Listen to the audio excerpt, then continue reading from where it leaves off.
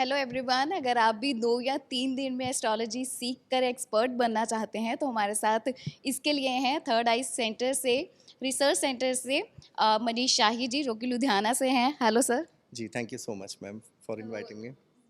Sir, सबसे पहले तो ये है कि क्या मुझे आप 2 या 3 दिन में बेस्ट एस्ट्रोलॉजर बना सकते हैं? जी, मैं आपको सच बात कहूँ, आपने कहा तो ज़रूर है 2 या 3 दिनों में एस्ट्रोलॉजर बन जाना, लेकिन सबसे बड़ी बात ये है, ये स्लोगन सुनने में तो बहुत अच्छा लगता है, लेकिन इतनी बड़ी साइंस और इतना बड़ा विषय 2 या 3 दिन में कभी लर्न ही नहीं किया जा सकता। सर, यही मेरा सवाल था, क्योंकि मैंने बहुत सारे ऐसे स्लोगन्स आप कह लीजिए या बहुत सारे ऐसे यूट्यूब पर वीडियोस देखे हैं कि जिसमें ये स्पेशली मेंशन किया जाता है कि आपको 2 या 3 दिन में एस्ट्रोलॉजर बना दिया जाता है और हर बंदा सुबह उठ के यही सोचता है कि मैं एस्ट्रोलॉजर हूँ। चाहे कुछ लोग मैंने ऐसे भी देखे कि सेल्फ स्टडी करने के बाद ही ये सोचते हैं कि I am the best astrologer. जी, देखिए सबसे बड़ी बात है कि कम्युनिकेशन के इतने बड़े युग में क्या होता है, हम लोग जज ही नहीं कर सकते कौन स्टूडेंट है और कौन टीचर है। और ख़ास करके कोविड में तो इतना बूम आ गया इस सब्जेक्ट के अंदर और लोगों को ऐसा लगता है कि सच में हम 1, 2, 3, 4 दिनों में एस्ट्रोलॉजर बन जाएँगे, जो कि कभी भी सही नहीं होता। हम भी ऐसे कोर्सेज़ करवाते हैं जिसमें शॉर्ट कोर्स की फ़ॉर्म में या वोकेशनल कोर्स आप लोग कर सकते हैं, लेकिन अगर मैं कहूँ कोई 5 दिनों में इतना बड़ा अध्यात्म का विषय लर्न कर लेगा, ऐसा बिल्कुल भी पॉसिबल नहीं है। देखिए, एक अवेयरनेस कैंपेन के तौर पर ये चीज़ कहना बात अलग है, लेकिन ये सब्जेक्ट इतना बड़ा है, जब हमारे पास भी बहुत सारे लोग आते हैं, तो हमसे पूछते हैं कि सर क्या हम इतने दिनों में बन जाएँगे? सबसे पहली बात तो मैं सभी ऑडियंस को ये बात कहना चाहूँगा कि इतने बड़े सब्जेक्ट को आप अपने मन से ये निकाल दें कि इसको कुछ दिनों में या कुछ हफ्तों में समझा जा सकता है। मैम, ये विषय इतना बड़ा है, इसके लिए अथाह प्रैक्टिस की नीड है। सबसे पहले तो आप लर्न करते हैं, फिर थोड़ा डिसअपॉइंट होते हैं, फिर सेल्फ प्रैक्टिस करते हैं, उसके बाद हमारी सेल्फ लर्निंग स्टार्ट होती है, क्वेरी स्टार्ट होती है, लोग हमारे पास आते हैं, फिर हमें कहीं जाकर ये सब्जेक्ट आता है। और अगर बात की जाए साइकोलॉजी की, वो तो बहुत आसान है, हम किसी भी इंसान को कुछ भी कह सकते हैं। लेकिन मुझे इस खुद खुद को इस विषय में इतने साल हो चुके हैं और कोविड में मैंने देखा है कि कुछ लोगों को जिनको इस विषय के बारे में नहीं भी ज्ञान था, वो भी थोड़े दिनों के बाद उस विषय को लेकर कुछ रेमेडियल पार्ट बता रहे हैं और जो ग्रामर के अकॉर्डिंग बिल्कुल गलत है और बनता भी नहीं है हमारे हॉरोस्कोप। बिल्कुल सर, यहाँ पर एक मेरा और सवाल है। जैसे कैलकुलेशन की बात कहें तो एस्ट्रोलॉजी में कैलकुलेशन इज़ मस्ट। मुझे जी। लगता है कि कैलकुलेशन के बिना एस्ट्रोलॉजी अधूरी है। लेकिन जब एस्ट्रोलॉजी का मैंने देखा कि निर्माण हुआ है, जब एस्ट्रोलॉजी इस युग में आई, तब तो मैथ्स नहीं था, तो फिर कैलकुलेशन किस तरीके से होती? देखिए, तब मैथ्स तो बिल्कुल नहीं था, बिल्कुल ये तो मैथ्स की तो जो है वो तो बड़ी देर के बाद हुआ है। लेकिन कहा जाए तो देखिए तब हमारी जो गणनाएँ थी वो चंद्रमास और सूर्यमास के द्वारा होती थी। बेशक मैथमेटिक्स नहीं था लेकिन पूर्णमासी, अमावस्या ये सारी चीज़ें तो देखी जाती थी और उन्हीं गणनाओं के आधार पर ही किया जाता था। तो ये चीज़ें कहीं न कहीं पर जैसे-जैसे हम लोग आगे बढ़ते गए और हमारे पास एक मैथमेटिकल टर्म्स में बहुत सारी चीज़ें आती गईं और हम लोग उसको जानते गए। पहले इससे पहले ये जितनी भी गणनाएँ थी ये सौरमास और चंद्रमास के द्वारा की जाती थी और लेकिन हमारे हाथ की रेखाएँ तो शुरू से होती हैं। हमारे जिनके हाथ नहीं होते कहा जाता है उनकी भी किस्मत होती है, तो हमारी माथे की रेखाएँ होती हैं। अगर कुछ नहीं होता तो हमारे फेस एक्सप्रेशंस होते हैं। ये कहा जा सकता है कि हमारी लाइफ़ की हर चीज़ हमारे जो एस्ट्रोलॉजिकल साइंसेज़ हैं, उसके साथ लिंक करती है। अगर मैं किसी के हेयर की बात करूँ, किसी की आइज़ की बात करूँ या किसी के नोज़ की बात करूँ या किसी के हाव-भाव की, बातों की, सोच की बात करूँ, तो हर चीज़ किसी न किसी एस्ट्रोलॉजिकल सिग्निफिकेशन को सिग्निफ़ाई करता है। तो हम उसके आधार पर भी प्रेडिक्शन कर सकते हैं। देखिए तभी तो इसका नाम शायद ज्योतिष रखा गया क्योंकि ज्योति ही कहा जाता है इसे। अगर ये चीज़ें प्रॉपरली मैथमेटिकल टर्म्स में पूरी तरह से होती या मैं कहूँ ग्रहों के ऊपर होती या पूरी राशियों पर आधारित होती, तो इसका नाम कुछ और होता। तो ज्योतिष का मतलब ही एक ज्ञान और एक ज्योति और एक लाइट है। तो ये चीज़ कही जा जी, सकती है। जैसे आप एस्ट्रोलॉजर हैं, एस्ट्रोलॉजी में आपने एक्सपर्टाइज़ की हुई है।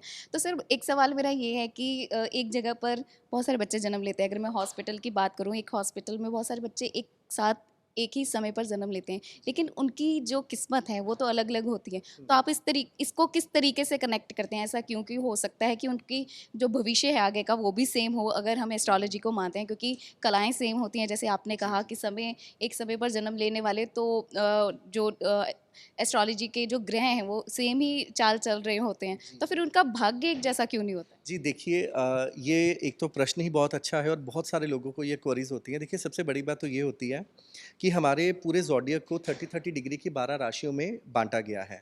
अगर हम इसकी और ज़्यादा नैरो प्रेडिक्शन करें तो इसको सवा 2 नक्षत्रों में बाँटा गया है और नैरो प्रेडिक्शन करें तो हम डिग्रिकली 1 या डेढ़ मिनट में ही हमारी जो उपनक्षत्र हैं वो चेंज हो जाते हैं।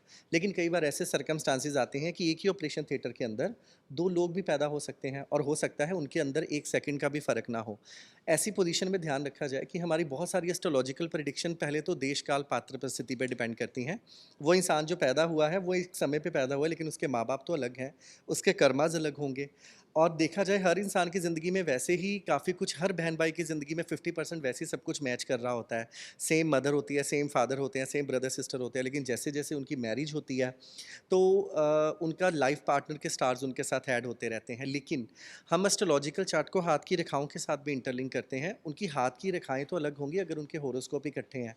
तो कई बार अगर 1 सेकंड का भी फ़र्क नहीं है और उनकी जगह का भी फ़र्क नहीं है, तो हम हाथ की रेखाओं के साथ इंटरलिंक करते हैं।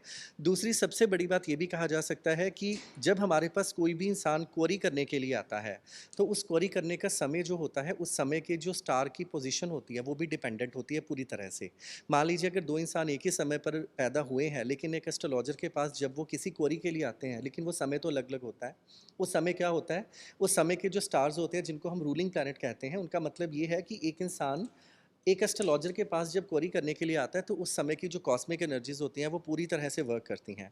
तो हम लोग अपना जो हमारा बर्थ चार्ट होता है, जिसको हम नेटल चार्ट बोलते हैं, उसको उस समय का जो क्वेरी के टाइम का चार्ट होता है, उसके साथ प्रॉपर्ली इम्पोज़ करते हैं और इम्पोज़िंग के बाद हम लोग कहते हैं, मतलब किसी भी एस्ट्रोलॉजर के पास क्वेरी करने जाना, उस समय की कॉस्मिक एनर्जीज़ को पूरी तरह से लिंक करता है और उस समय के हॉरोस्कोप को हम अपने नेटल चार्ट के साथ प्रॉपर्ली इंटरलिंक करते हैं, तब हम क्वेरी करते हैं। और भगवान की कृपा से और गॉडेस सरस्वती की कृपा से हम लोग वहाँ तक पहुँच सकते हैं जहाँ पर हम किसी भी इवेंट को 100% तक, मतलब किस साल, किस महीने, किस दिन और कितने बजे काम होगा, वहाँ तक लिंक कर सकते हैं। लेकिन ध्यान इस बात का रखा जाए, उस समय हमारा जो अर्ज है, हमारी जो इंटेंशंस है, जो हमारी क्वेरी है, वो एग्जैक्टली पॉजिटिव होनी चाहिए और इसके ऊपर देश काल पात्र परिस्थिति का बहुत बड़ा समय होता है, बहुत बड़ा रोल होता है। जैसे कि कोविड के अंदर एक बहुत ही बड़े मतलब एक उस डिज़ास्टर का असर पूरे के पूरी दुनिया के ऊपर पड़ा। उस समय अगर कोई किसी एक इंसान के बारे में बात करेंगे, तो वो सही क्वेरी नहीं हो सकती और इसके लिए ये नॉर्मल एस्ट्रोलॉजी नहीं वर्क करती, उसके लिए मंडेन एस्ट्रोलॉजी या मीदनी एस्ट्रोलॉजी वर्क करती है। एस्ट्रोलॉजी की बहुत सारी शाखाएँ हैं, ब्रांचेज़ हैं। मैंने ऐसे भी लोग देखे हैं कि जो एस्ट्रोलॉजी जब कुंडली दिखाने जाते हैं तो ये भी बोलते हैं कि मेरे साथ तो पंडित जी ऐसा कुछ हुआ ही नहीं जैसा आपने बोला। तो ऐसे भी लोग हैं जो एस्ट्रोलॉजी का ऐसा पॉइंट ऑफ व्यू भी देते हैं। तो वो कैसी कुंडलियाँ होती होंगी? जी, बिल्कुल। देखिए, जो इंसान हॉरोस्कोप दिखाने आता है ना, उसको खुद नहीं पता होता कि एस्ट्रोलॉजी विषय कैसा है। एक एग्ज़ाम्पल के बारे में बात बताऊँ, बहुत बार हमारे से ऐसी प्रेडिक्शन होती है, हम किसी इंसान को कहते हैं कि आपकी ज़िंदगी में ऐसा घटित होगा। एक्चुअल में क्या होता है, हमारे जो हाउसेज़ की डाइवर्सिफ़िकेशन होती है, हमें एक घर से ढेरों चीज़ें आती हैं। जैसे एक घर से एक्सपेंस आता है, वो एक्सपेंस हॉस्पिटलाइज़्ड भी इंसान के ऊपर होता है, घर खरीदने के लिए भी होता है, वो एक्सपेंस गाड़ी खरीदने के लिए भी होता है। तो एक एस्ट्रोलॉजर एक एक्सपेंस होना बता सकता है। कई बार उस एक्सपेंस का जो है मोड बदल जाता है। मान लीजिए एक इंसान है, वो विदेश जाना चाहता है,